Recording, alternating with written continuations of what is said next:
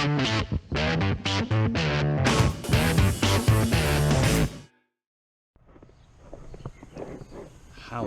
Okay, so we are here installing a new 2.5-ton split system, gas electric, 14 SEER, 80% variable speed Goodman.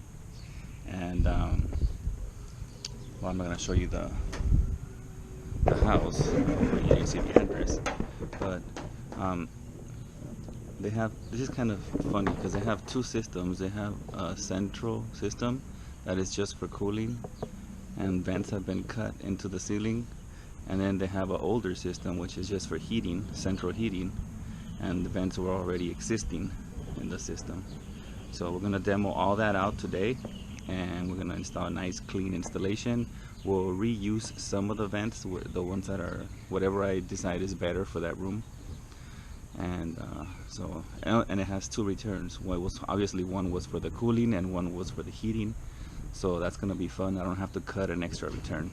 Okay, so we'll start with covering.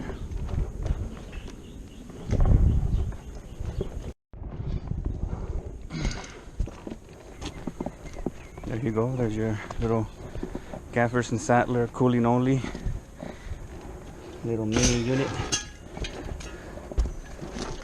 I say mini unit because it looks so little compared to a regular package unit.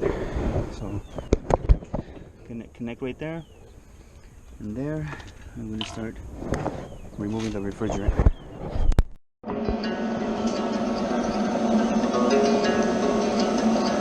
Those of us with dirty hands, bloodstains intertwined.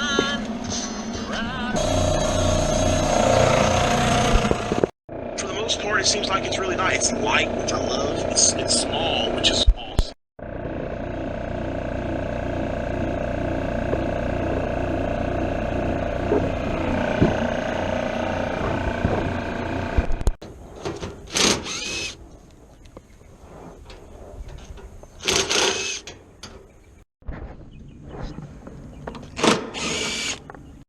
Just a quick tip, guys.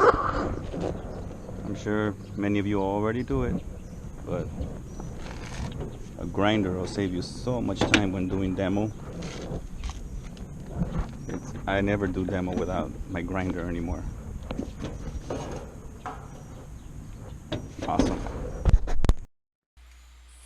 Alright, so right here you can see the old Premier furnace. You see my grinder way in the far back. That's where the old Gaffers and Sattler AC only package unit was. Here's that return. There's two returns there. There's the old ductwork back there. This is the new ductwork, and we're gonna remove both of them and install all new ductwork. Now, magically, through the magic of YouTube, all the equipment has been removed. Here's where I'm gonna enlarge the attic access, and now you are looking at an attic without a Premier furnace. And right now you're gonna see where the old AC unit disappeared. See that light back there and all that ductwork? It all just disappeared. Just magic. Isn't that cool? The AC was back there.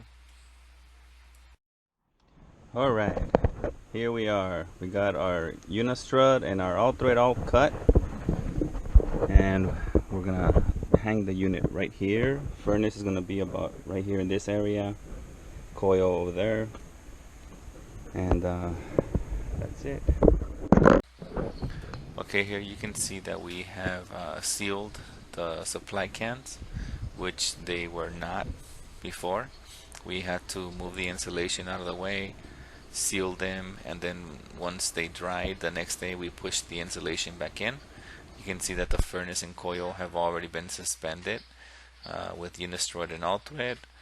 Here's our attic access, has been enlarged, and we had to make it more rectangular because the framing lend itself to do this type of opening, which makes it more convenient. And then later on you're gonna see the beautiful trim that I put around this, with the nice access and the nice attic access cover. Although you offer many prayers, I am not listening.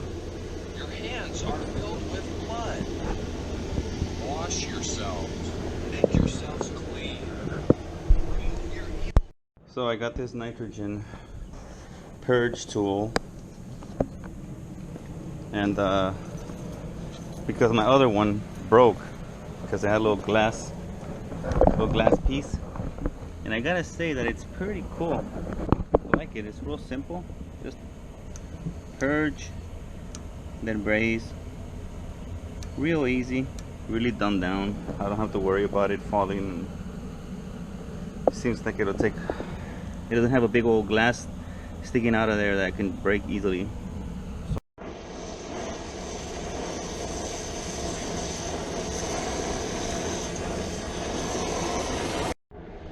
Alright, vent pipe, check. Line set, check. Now I'm gonna go on the roof and put the storm collar. I'm gonna seal it with the storm collar and then cap. Now I'm getting ready to put like a little T-top on this old flashing from the old vent pipe. It's no longer in the correct location.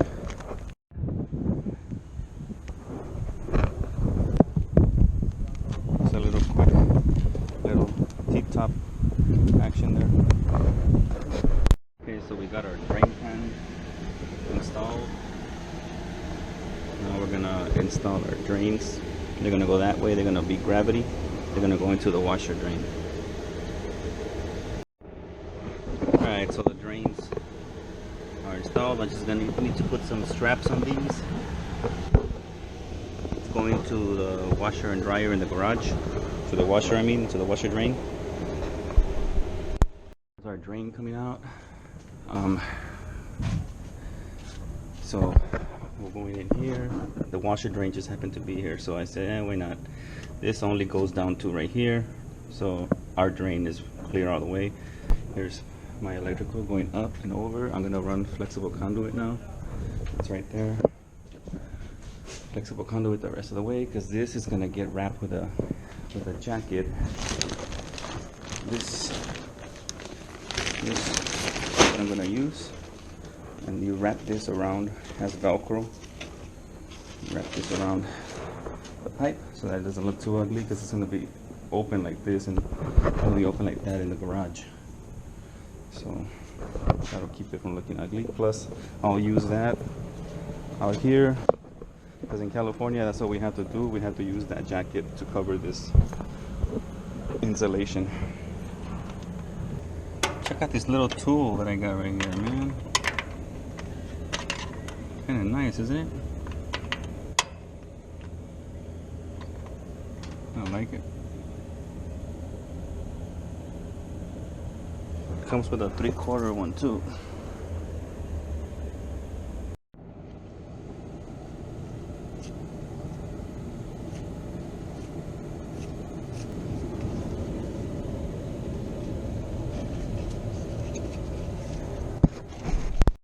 Alright. A temporary patch. Don't judge.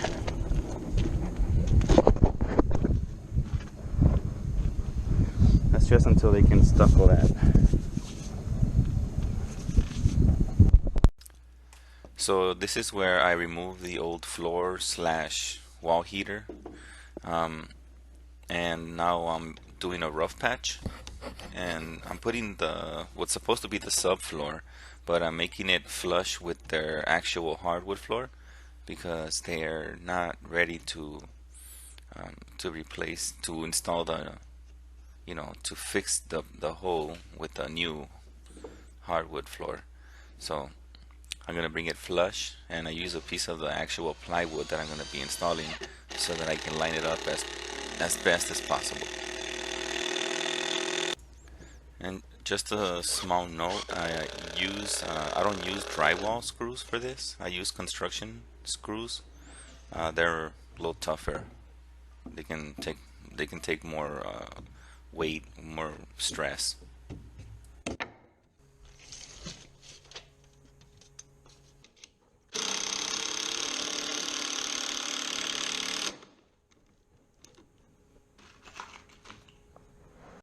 Alright, so I'm kind of in a hurry, so I decided to buy this to cut the trim around my attic access.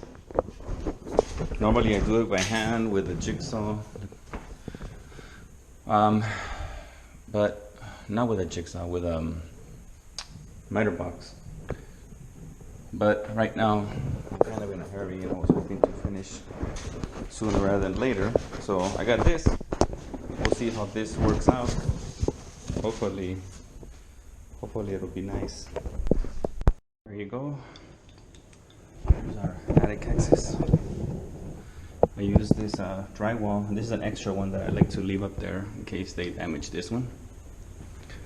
But there's a trim all the way around. Now they can just paint it. Done deal.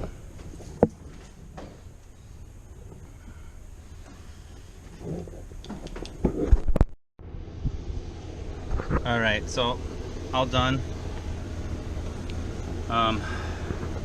Just a real quick explanation of what happened here. There used to be a premier furnace right here in this area,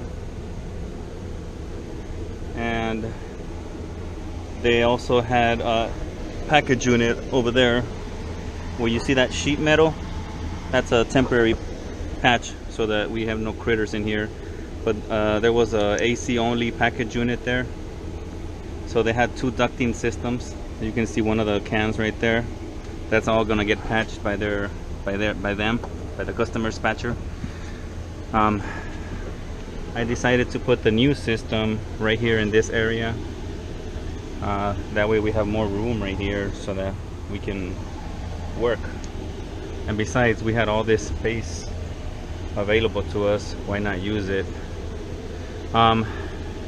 Well, I'll start right here at the supply plenum. You can see that I gave it a little cushion of air right there. That's about I don't know, I want to say like 8 inches, maybe less, of a cushion. And you can see all the branches that come off behind that line so that they all get equal pressure. And then we have two 14-inch return ducts. This is a 2.5 ton system with a variable speed furnace, 2-stage. The AC is not 2-stage, the furnace is 2-stage, so the heating gets the benefit of that. Otherwise it would have gotten a lot more expensive for the customer. But with a variable speed furnace, I know that we're at least pushing pretty darn close to 15 SEER, if not more, with this variable speed furnace, even though she paid for a 14. So all new ducts, all the cans were resealed from up here. I like to seal them whenever possible. I like to seal them from up here, from the attic, with duct sealer. You see there the unistrut and all thread, and then I got 3 shallow unistruts going across. I have a union there for cleaning, for maintenance in the future of the drain. I know some guys like to put another T there and use that as a clean out. I like to disconnect it completely. That secondary, they tend to leak early before they're supposed to, so I always turn it up a little like that, like you see there, because I hate to see little drops right here. It's just unnecessary. We have a safety overflow switch right there for gas valve. There's the drip leg or sediment trap, whatever you want to call it. And then this is California, so we have a flexible gas connector right here. We have seismic straps. I don't know if you can see them right there. Seismic straps. Let me move my camera. Let's see if I can point. Oh, there we go. You see the seismic straps? There's an X made with straps right there. And up here is just supporting it up high. Over here on the bottom, you see X's again. On the top, it's just support. And then right here from the coil to the bottom of the furnace, you have your X. And then front to back of the furnace, you have an X. So when you push it, there's very little movement. You don't want it to move too much. And then you don't want to make them too tight, because then you're just going to transfer vibration.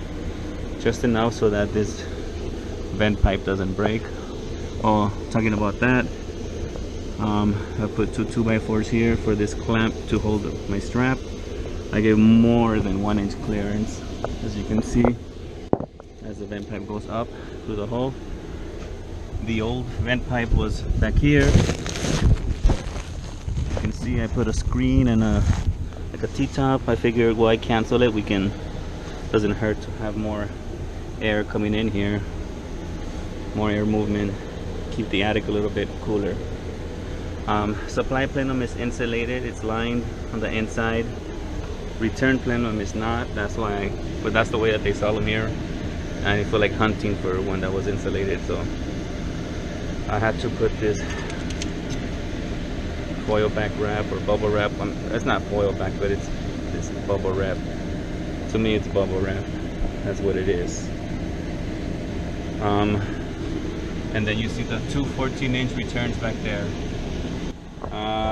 What else is there? I think that's it. Sorry, you guys all right? Nobody get hurt? Okay. There you see another installation. This time I went with gravity drain. Sometimes I go pump depending on how high or low the furnace is. And then